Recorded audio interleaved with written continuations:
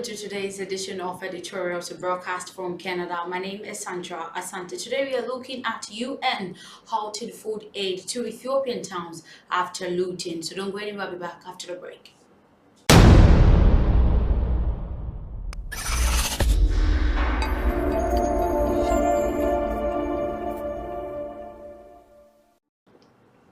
You're welcome back from the break. So the World Food Programme has suspended food aid distribution in Ethiopia's Dese and Kombucha towns after its warehouses were looted.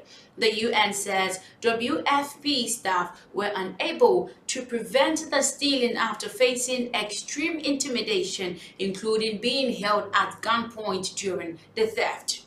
It says that a large quantity of food supplies, including nutritional items for malnourished children, were looted in Cambodia in recent days. A UN spokesperson accused government troops of commandeering 3 WFP's humanitarian lorries and using them for their own purposes. The UN says more than 9 million people are now in critical need of food assistance following the year-long conflict.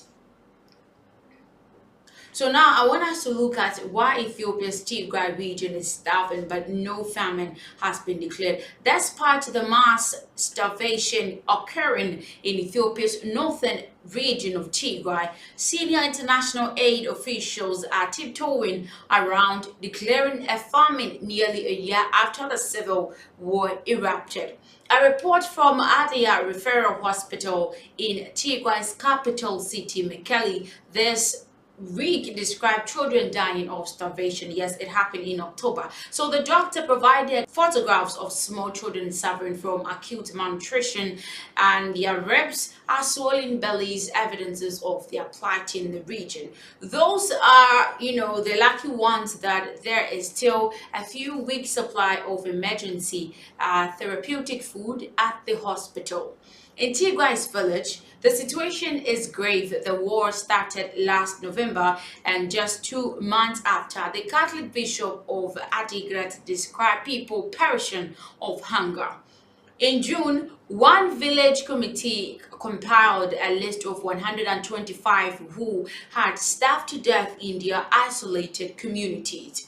Families who arrived in Mekelle after trekking for days on foot described trying to survive on a diet of leaves and root for weeks. A director of Adia Hospital, Dr. Hailom Kabede, tells how his nurses arrive at work with only one small bag of roasted grain to eat for the whole day. Their own children are malnourished as well. Because of banks have been closed since June, staff have gone for months without salaries. Even as cash dries up, the prices of essentials shoot up as well. So all this happened during September and October. So more than 20% of displaced children were acutely malnourished in August. Yes, so the recent survey reported by the UN indicates that 79% of pregnant and nursing mothers were in the same state. These are levels rare seen in modern times compared to 2011 Somali famine that claimed more than 250,000 lives. Now, the famine-like condition itself is what we are looking at now. And in the months after the war broke out, the data and maps provided by the UN Office for the Coordination of Humanitarian Affairs, OCHA, shows a steadily deteriorating humanitarian crisis, culminating in the estimate of 400,000 people being phase 5 of the UN-backed Integrated Food Security Phase Classification (IPC) system. Phase 5 is catastrophic, or when certain criteria for the threshold of population in specific areas are met, famine. This is the basis of the repeated statement that 400,000 people are in famine-like conditions. Meanwhile, the great majority of Tigray's 6 million people are in need of emergency aid. In June, the UN activated the Famine Review Committee, FRC, an independent group of food security experts, to access the available evidence from Tigray. Its reports really made projections for what would unfold over the coming months, with 4 possible scenarios depending on the scale of fighting and the level of humanitarian aid.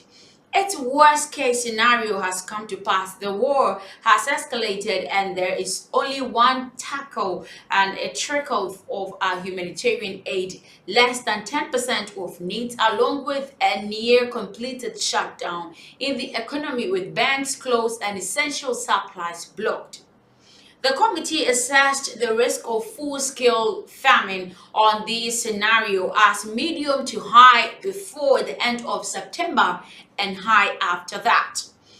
In its dry technical language, the FRC report was a call for emergency action, not only a massive humanitarian aid effort, but also intensified information gathered so that the agencies know what to supply, where, and to whom. Indeed, the FRC also devoted whole pages of recommendations to data gathering and analysis, including weekly monitoring, regular analysis update, and another full assessment within 3 months. None of this has happened. In fact, the few international aid workers permitted to travel to Tigray are not allowed to take secure communications equipment or even USB drives, and their smartphones are searched for pictures on their return. Now, looking at all these famine-like conditions and all that, the aid convoy role is what I want us to look at. And in June, Prime Minister Abiy Ahmed told the BBC that there is no hunger in Tigray. That's what he claimed, reflecting the sensibility of the government. The official language of the UN is that famine may be in prospect soon, and that people may start to die for lack of food. UN officials are increasingly explicit that it is the government policy of blocking the region that is the root of the problem. On 29th September, I'm talking of the OCHA head Martin Griffiths said, "This is man-made. This can be remedied by the act of government." 2 days later, the Ethiopian government expelled 7 senior UN officials, accusing them of meddling in the country's internal affair. In an open session of the UN Security Council, UN Chief Antonio Guterres condemned the expulsion and explained that they violated the terms of the UN's agreement with Ethiopia.